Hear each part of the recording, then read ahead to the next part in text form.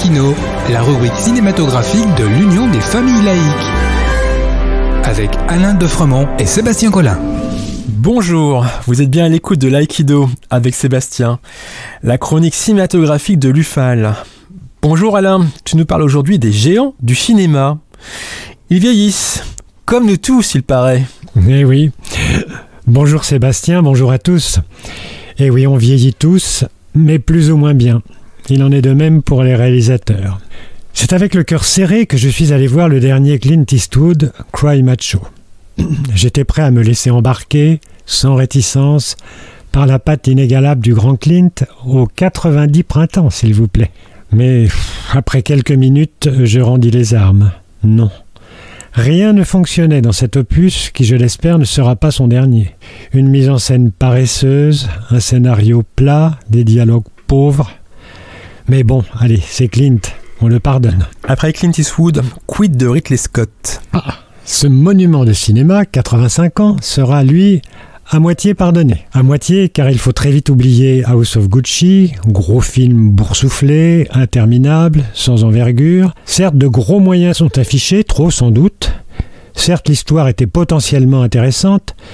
Certes, on avait envie de voir Lady Gaga face à Adam Driver, que personnellement je trouve laid et sans charme, mais rien ne fonctionne.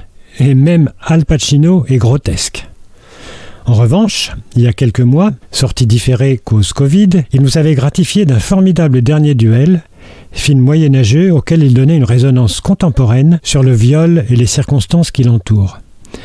Certes, on y retrouvait Adam Driver, qui en chevalier du Moyen-Âge était toujours aussi laid, mais disons que la cotte de maille lui seyait plus que le costard-cravate. Délaissé par le public, c'est pourtant une belle superproduction que je vous recommande. Et Pedro? Ah, Pedro. Je suis toujours fidèle à la première séance du premier jour de sortie en salle des films de Pedro Almodovar. Certes, par rapport au précédent, c'est presque un jeune homme, 73 printemps. J'ai donc vu toutes affaires cessantes m'adresse par l'hélas. Bon, tout y est, enfin presque. La mise en scène, fluide, les intérieurs colorés. Mais très vite, on s'aperçoit qu'il y a un hiatus terrible dans le scénario, entre l'histoire de ces deux mères et l'évocation des corps jetés dans les fosses communes au sortir de la guerre d'Espagne.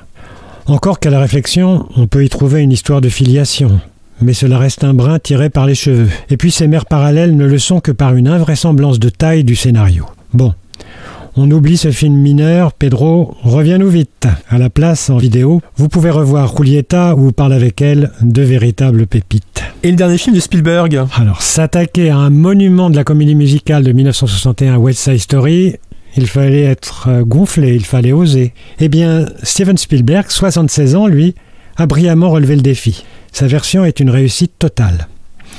Tourné dans un quartier de New York actuel, les ballets sont extraordinaires, la mise en scène éblouissante. Comme Ridley Scott et son dernier duel, il a su donner une couleur très actuelle au film sur l'immigration et l'identité. Alors une seule ombre au tableau, le choix du jeune Ansel Elgort pour le rôle de Tony. Un physique fadasse et un visage aussi expressif qu'un Bouddha en contemplation. Mais enfin, oublions ça, c'est vraiment un film formidable. Merci Alain, et à suivre donc. En attendant de nous retrouver, n'oubliez pas notre émission de balado-diffusion sur laicidad.ufal.org ainsi que notre site internet ufal.org. Pensez aussi que nos activités ne sont possibles que grâce à vos dons et à vos adhésions. C'était Sébastien sur Laïkino. À très bientôt. C'était Laïkino, la rubrique cinématographique de l'Union des familles laïques.